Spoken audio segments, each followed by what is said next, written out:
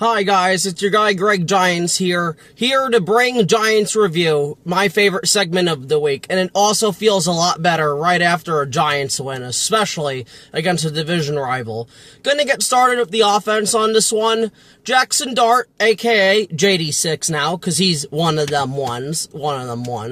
17 for 25, 195 passing yards, 1 touchdown, along with 13 carries for 58 yards and a rushing touchdown.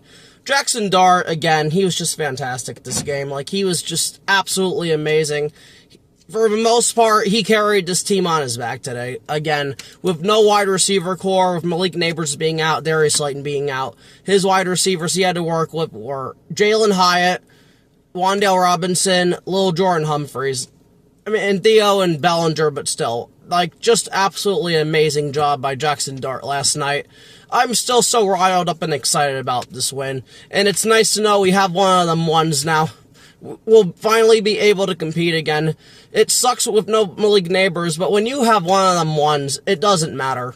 Malik Nabers is going to end up helping big time, but it just doesn't matter, man, because Jackson Dart is just a fucking beast.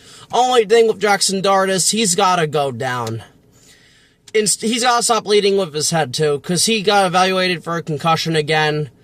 And it's just like, dude, you gotta go down, my guy.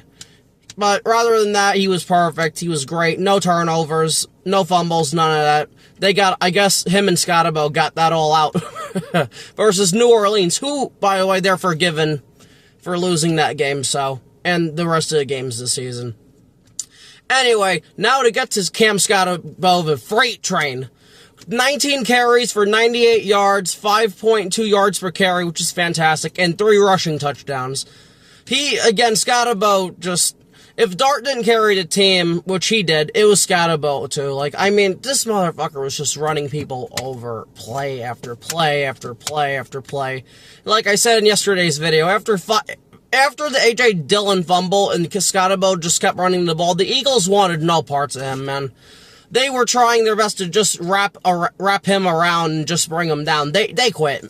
They didn't want any more Scotabo, man. He just bullied the shit out of their linebackers, their defensive line, their secondary. They had no chance, man. Like, that shit was beautiful. As for Devin, Singletary, and Tracy, they didn't do much, but we didn't need them to. Tyrone Tracy, I'm betting he was on a snap count since he just came back from the dislocated shoulder. But again, when you have Scotabo doing that, he don't need help, man. There is no running back by committee, just a big fucking freight train. Oh, Lord. As for the wide receivers, Wan'Dale Robinson, 6 receptions for 84 yards for a touchdown. I think he had like a 40 or 50 yard touchdown, so rather than that, he didn't do much. But when you include stats with the bad, you gotta include stats with the good too, and that counts, so. Overall, Wan'Dale Robinson had a good game, man. Like, just fantastic. Being able to break a tackle, which we need from him. If you're gonna have, like, T-Rex arms and shit, and be this small, you gotta be able to break tackles, and he did that yesterday, so that was a great job. Then, Lil Jordan Humphreys, who we brought up from the practice squad, who had a good rapport of Jackson Dart during the preseason with that touchdown against Buffalo.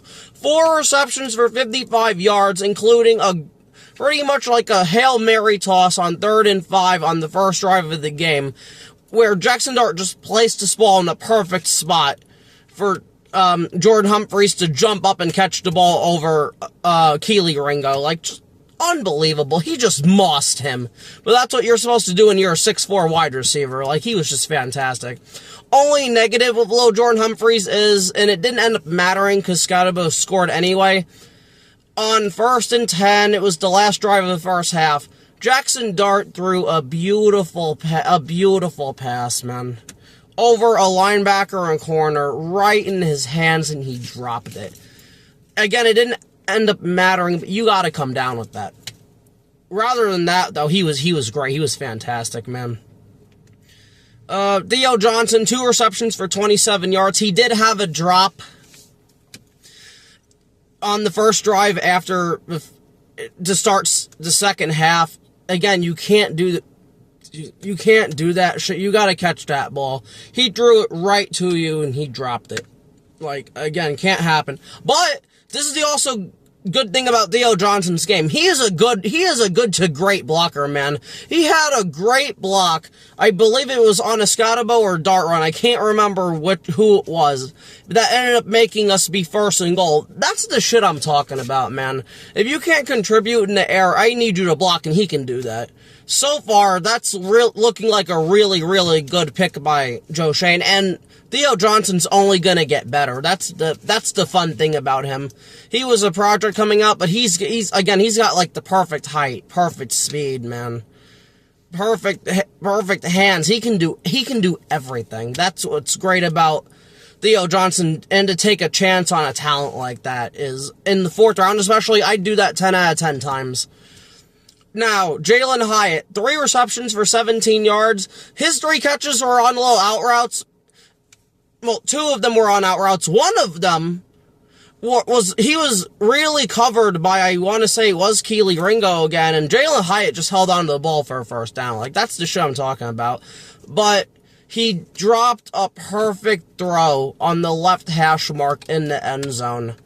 Right in his right hand, and he couldn't hold on to that. Luckily, Kelee Ringo or Adoree Jackson got called for PI, but it wasn't even that much contact. Like, you gotta come down with that ball, man. You gotta come down with that shit. Like, he has the speed to get open. He had a step on the corner, and he just didn't come down with it. Like, that sucks, man. You gotta catch that shit. But again, lucky for us, PI, and Scotabo just ended up scoring, so again, it didn't matter. Normally, those mistakes would matter for us. It didn't last night. Now for the offensive line grades. And again, I got these grades off of Twitter by Doug Rush. Gonna leave his Twitter in the description so you guys can follow him. Please follow him. Devoted Giants fan, always has the stats out, so I appreciate him. So again, thank you to Mr. Doug Rush for these stats. Andrew Thomas. Again, like, he wasn't perfect this game, but he didn't need to be. He allowed no sacks, no hits, 2 hurries, and 2 pressures. Not perfect, but still excellent, man. I really don't give a fuck about pressures or hurries. I get more concerned about the sacks allowed is number 1, and then the hits.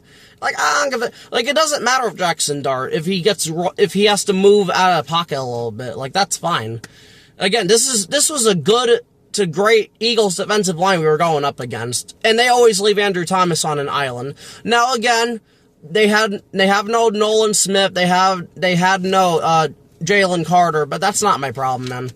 Like, Andrew Thomas, again, just great, elite left tackle, great fucking talent, great pick by Dave Gettleman. And I'm so glad he's still on this team, man. If it was up to me, I would have picked Jedrick Wills from the Browns, because I had him as 1A to Thomas 1B. I am glad I was wrong, man, because Andrew Thomas is a fucking animal. I love Andrew Thomas. He is the most important Giant, and personally, he is my favorite Giant. I love Andrew Thomas, man. Moving on to Jon Runyan. No sacks allowed, no hits, 4 hurries and 4 pressures. Again, as long as you're not allowing sacks, that's fine. The O-line was fantastic, man. Just a good game by Jon Runyan. I would like for him not to allow the hurries and pressures, but if you're gonna allow something, allow that. So, a great game by Jon Runyan Jr. Good shit. Now, John Michael Schmitz, perfect. Now, he did only play 37 snaps. He had to leave the game late in the third, I think mid or late third quarter, but he was playing fucking perfect. Now again, this was without Jalen Carter. I want Jalen Carter back for week 8 because I want to see what JMS does against him. But these last 2 games have been perfect for him. Maybe finally now JMS is making the strides to be at least an average center. I'm not even asking him to be like Andrew Thomas at left. Andrew Thomas is of centers. Just be average. That's all we're asking for, please. Because we know the center is the quarterback of the offensive line. They have so much responsibility, it's not even funny. And also, with a rookie quarterback, you gotta help him out as the center. So I understand that from JMS's perspective, but just keep it up, man. Please, keep it up. Jermaine Illuminor, no sacks, 1 hurry, no hits, 1 pressure allowed. great game by Illuminor, man. Just fantastic. We gotta resign and bring them back. Period. End discussion. We gotta start bringing our guys back. Now, again, Illuminor wasn't drafted by the Giants. He was a Raider. But he came here because of Carmen Barcelo, who, by the way, Carmen Barcelo deserves a raise and a statue and a contract extension right now. Carmen Barcelo has completely turned his offensive line around, along with Andrew Thomas, but Carmen Barcelo, fucking beast, man. So I appreciate Carmen Barcelo and his efforts, man. And Illuminor, like I said, just fucking great, fantastic. And then our backup center who came in for 32 snaps, Austin Slotman, he was also perfect. Again, that's a testament to how good Carmen Barcelo is. You have backup offensive linemen coming in here and kicking ass, man.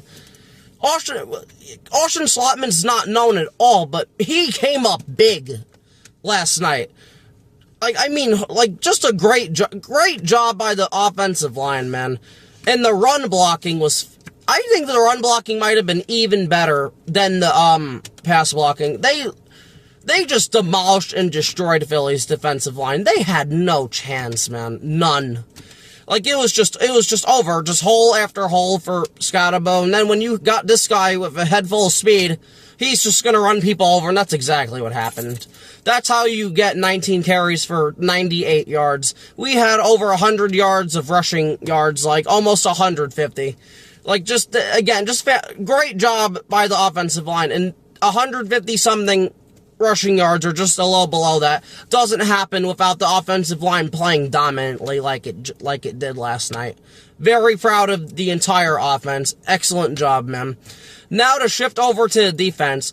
I'm going to start with the rush defense because this was my number one thing on the defense. If you allowed them to run the ball on you, I said don't even show up this stadium, just forfeit the game. The rushing defense took that to heart and allowed 73 rushing yards combined between Hurts, Barkley, Shipley, Bigsby on 20 carries. That's 3.7 yards per carry.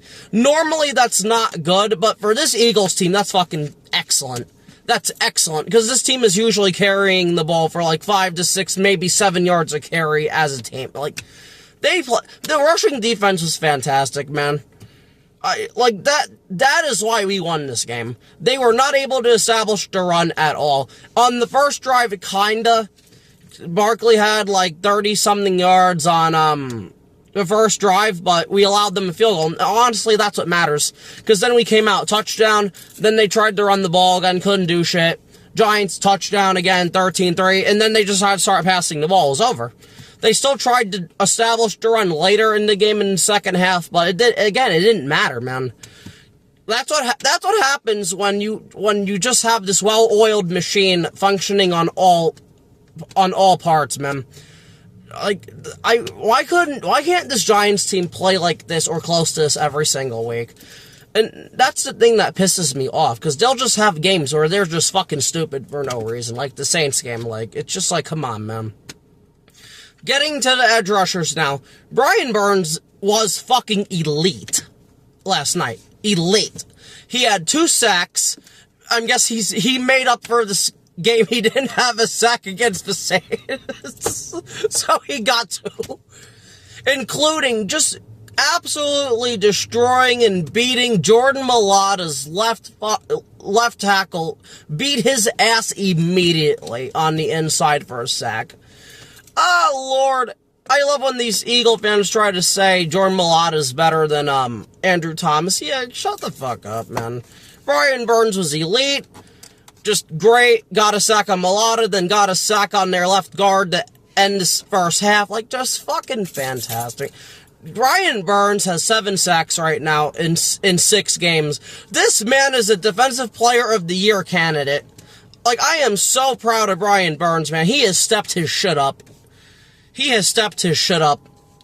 So, again, an excellent game by Brian Burns, man. This was a guy who, he had 8 sacks last year, but he was playing hurt. But Brian Burns showed effort, and that's the most important thing to me. This man was playing hurt. I think it was, I forgot what the injury was. He should have been out. This motherfucker played every single game. And that's what we need on this team. Guys with grit, determination, and the will to not give up, man. Brian Burns is the definition of a New York football giant. 100%. That's in the textbook, in the dictionary. Just a picture of him when you see effort. I love Brian Burns. I am glad Joe Schoen made that trade. That was a great trade. Yeah, we're paying him $30 million a year. That doesn't fucking matter. When he's putting up numbers like this, that's a cheap deal. We stole Brian Burns, man. Getting on now to Kayvon. He didn't have sacks this game, but he was putting on pressure. He was pressuring Hurts, but that wasn't even a big thing with him today. Yesterday, he was stopping the run. He's become an elite run stopper overnight this season. Just overnight, man. This is the shit I want to see from Kayvon. Yeah, he's not gonna be an Aiden Hutchinson type guy who's gonna put up like 2-3 sack games. You know what? That's fine. As long as you can just do the simple shit, just stop the run, get a sack here and there, just create pressure like he has more pressures than Burns does. I'm good with it, man. I want to bring back Kayvon via its franchise tag or it's just re-signing him entirely. Like, I'm good. Kayvon's won me back, man. And he had a legendary quote after the game saying, "Fuck them Eagles." Just on that alone, I want to bring this guy. But I love Kayvon. I loved him when he came out. I was excited and ecstatic when we picked him 5th overall. Like, I love the pick, man. I want to bring him back, and so far, he's earned it. I talked shit about him in the offseason. He's earned it, though. He earned it last night, man. Just fucking fantastic. Abdul Carter now. I didn't see or hear much from him, but he probably had pressures and shit. I just didn't see it. So I don't want to take credit away from him. I don't know if he got shut down. I don't know what happened, but again, Abdul Carter's doing his thing, man. With his pressures, his hurries, doing it. He's just not getting the sacks, which sucks. But it'll come. It'll come for that young man. And also, he's got to stop being held. Again, though, I didn't really pay attention to Abdul Carter. So I don't know if he was getting held or not. But during that Saints game last week, the motherfucker was getting held like every play. Like, it's just like, they gotta start calling that shit. Like, Lord. And then the last thing with the defensive line, Dexter Lawrence is just getting better each week, man. Maybe it's finally starting to heal from the injury and he's starting to be his old self, but Dexter Lawrence, it won't show up on the stat sheet, but he was getting the hurts, man. Their center and left guard were trying to double Dex so bad, and it opened the door for everybody else. I mean, that's what Dex does now, and I love Dex, man. So, good shit by Dex. He did his job yesterday, and that was a reason we were able to get the Hurts and disrupt their running game because of him. Now, I will say the pass rush, they had their moments, though. They weren't consistently getting there, but this Eagles offensive line is a top 5, top 3 unit, man. I'm not expecting that from him. Especially when you have Lane Johnson, the fucking cheater he is, false starting every goddamn play and them not calling that shit. Like, I'm getting tired of the Lane Johnson exception to the rule bullshit. Get the fuck out of my... I don't care if if that fucking foot lands backwards just as the ball's being snapped. If that fucking foot moves, it should be called a false start. That's bullshit. And I'm getting tired of that shit not being called. I can't wait until this fucking guy retires. I'm tired of Lane Johnson's fucking cheating bullshit. He's a great tackle. He doesn't need to do that. But yeah, he does that. And it pisses me off to no end. But regardless though, now to the linebackers. The linebackers they were just making tackle after tackle after tackle on everything.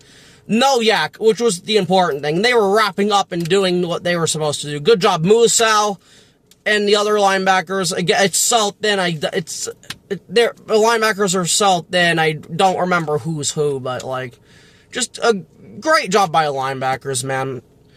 Like, these are backup players. I'm not expecting them to carry this team. They don't have to. Just make tackles, and that's what they did. They did their jobs.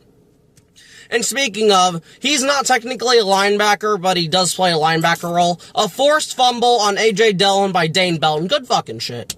Like, that ended up sealing the game. Then the Eagles quit. Because that's what these bitch-ass fucking pussies do. They just quit when there's no chance left. So, a great job by Dane Belton attacking the football and A.J. Dillon, and then I forgot who picked it up, but that's just great fucking teamwork, man.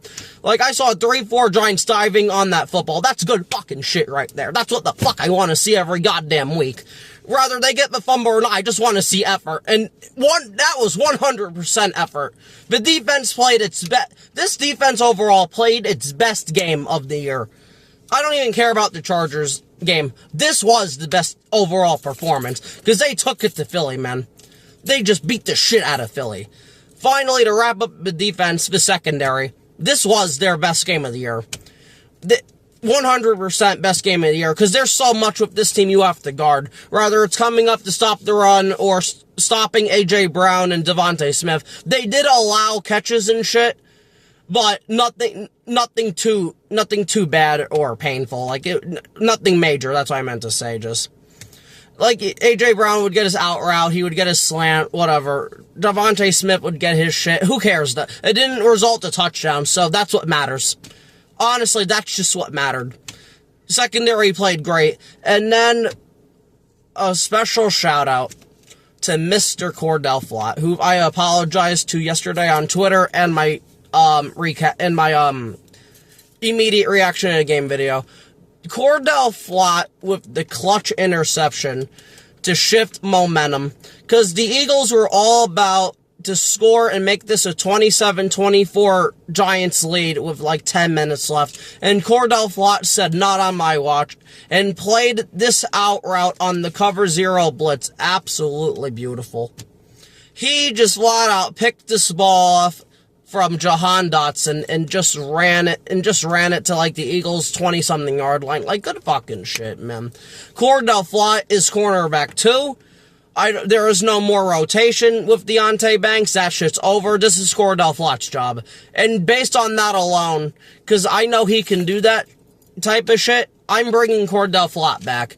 Rather it's we address the second corner in free agency or whatever we do, Cordell Flott needs to be on this team. Whether it's as a backup or it's as a fringe starter like this. Period. End of discussion. He needs to be brought back. Because Cordell Flott did his job last night. 100% did his job last night. And one last thing with the secondary.